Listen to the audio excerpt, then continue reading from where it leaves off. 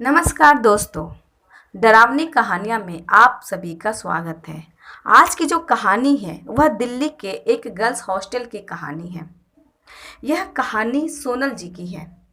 सोनल जी ने मजाक मजाक में अपनी सहेलियों से कहा था कि मैं आत्माएं बुला सकती हूँ।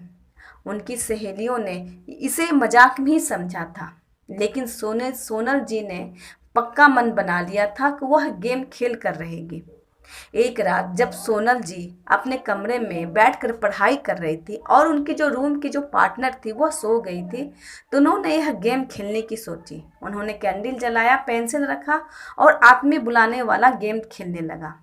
जब वे आत्माएं कमरे में आ गई तो कमरे की स्थिति भयानक हो गई। जो खिड़कियां थी वह खुलने और बंद होने लगी, बल्ब जलने और बुझने लगे, दरवाजे पे जोरों से पीटने की आवाज़ आने लगी। यह सब चीज़ देखना और सुनना था कि सोनल जी की जान सूखने लग गई। उन्होंने अपनी सहेली की ओर देखा तो उनकी सहेली एक निश्चिंत भाव से सोई हुई थी। उसे समझ नहीं आ रहा था कि वो क्या करे। जब यह हरकतें बहुत तेज होने लग गई, जब सामान जो कमरे में था वह बिखरने लग गया, तब सोनल जी ने अपनी सहेली को उठाया। जब सहेली उठी तो उन्होंने भी देखा कि कमरे की जो खिड़कियां थी वह खुल रही है, बंद हो रही है, दरवाजे पे जोरों से पीटने की आवाज़ हो रही है, बल्ब जल और बुझ रहे थे। यह सब सीन देखना था कि सोनल जी की सहेली चीख पड़ी, इतनी जोर से चीखी कि बगल वाले कमरे में आवाज़ चली गई। वह सोनल की जो सहेली थी वह दौड़कर दरवाजे के पास जाती है। वह भी दरवाज़ा जोरों से पीट कर चिल्लाने लगती है कि कोई बचाओ, कोई बचाओ। और जब बाहर की जो लड़कियां होती है वो दरवाजे के पास आकर दरवाज़ा को धक्का देकर खोलने लग जाती हैं। दरवाज़ा खुलते ही वह जो रूम का नज़ारा था बहुत भयानक हो जाता है, क्योंकि सोनल जी अब भूत के कब्जे में हो गई थी। जो आत्मा थी वह सोनल जी को अपने कब्जे में ले लिया था। सोनल जी बहुत ही भयानक गुर्राने वाली आवाज़ निकालने लग गई। यह सब सीन देखना था कि लड़कियां जो थी वहाँ पर वो डर के मारे चीख पड़ी और चीखते हुए वे भागने लगी। भागकर उन्होंने वार्डन को बुलाया। जब वार्डन आया तो उन्होंने देखा कि वह जो सोनल थी वह बहुत ही गुर्राने वाली आवाज़ निकाल रही थी। कमरे की जो बत्ती जल और बुझ रही थी उसमें सोनल जी का जो चेहरा था वह बहुत ही भयानक लग रहा था।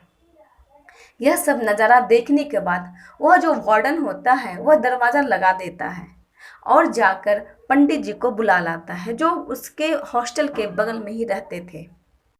वह जो ज्ञानी पंडित होते हैं, जब वो हॉस्टल के कमरे में पहुंचते हैं तो वह देख कर ही समझ जाते हैं कि यहाँ पर सोनल ने कुछ गड़बड़ किया है। वे सबको बताते हैं कि यह सोनल की बदमाशी है। उन्होंने दूसरी दुनिया की आत्मा को अपने कमरे में बुला लिया है। अब सुबह का इंतजार करना पड़ेगा। पंडित जी वापस चले जाते हैं और दरवाज़ा यूं ही लगा रहता है, पर दरवाजे के अंदर से सोनल की गुर्राने वाली आवाज़ साफ सुनी जा रही थी। वार्डन दो चार आदमियों के साथ वह कमरे के बाहर ही बैठा रहता है। जब सुबह होती है और पंडित जी को फिर से बुलाया जाता है तो पंडित जी अपने सहायक के साथ आते हैं। वे जब दरवाज़ा खोलकर अंदर जाते हैं तो वे भी उस सीन को देखकर डर जाते हैं। सोनल और भी गुर्राने वाली आवाज़ निकालती है। पंडित जी वहाँ पर मंत्र फूंकते हैं और धीरे धीरे सोनल को अपने बस में करते हैं। जब सोनल बेहोश हो जाती है तो पंडित जी कहते हैं उस वार्डन को कि इसे मंदिर लेकर जाना पड़ेगा। मंदिर ले जाते हैं। वहाँ पे झाड़ फूँक करने के बाद, पूजा करने के बाद सोनल जी को एक ताबीज़ पहनाई जाती है। सोनल के मम्मी पापा को बुलाया जाता है। जब सोनल के मम्मी पापा पहुंचते हैं तब पंडित जी बताते हैं कि जिस कमरे में सोनल थी उस कमरे में सोनल को अब दोबारा नहीं जाना है। उस कमरे को कुछ दिनों के लिए बंद कर देना है, क्योंकि मैं उस कमरे में कुछ विधि करूँगा जिससे वहाँ पे जो आत्माएं होती है वह दूर हट जाए, चाहे दूसरी दुनिया में चली जाए।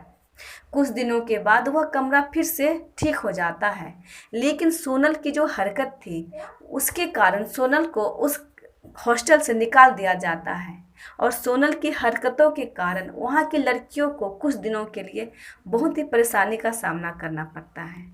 यह थी सोनल की कहानी। आज की जो दूसरी कहानी है वह महाराष्ट्र के नांदेड़ गांव की है। महाराष्ट्र का नांदेड़ गांव के निकट रायपुर इलाका है। जहां पर आज भी खून की प्यासी डायन का बसेरा है।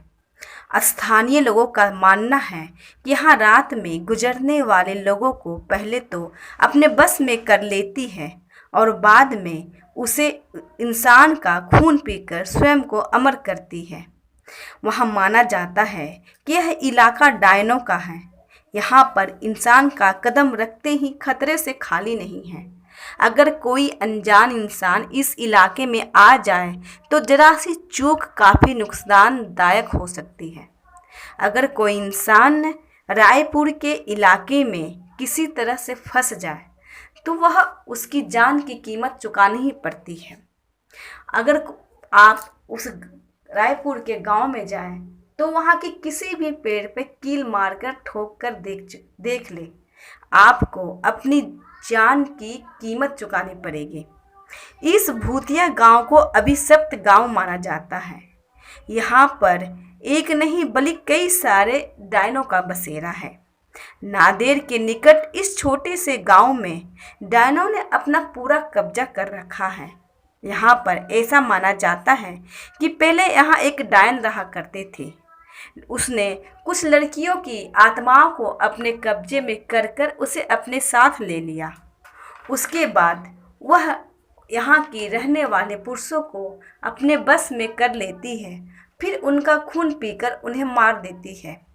रात के समय इस गांव के पुरुषों को बाहर निकलना सख्त मना है, क्योंकि जो भी पुरुष गांव से रात के समय बाहर निकलता है अपने घर से तो शायद ही जिंदा बच पाता है, क्योंकि यह जो गांव है उसके चारों तरफ उसी डायनों का बसेरा है।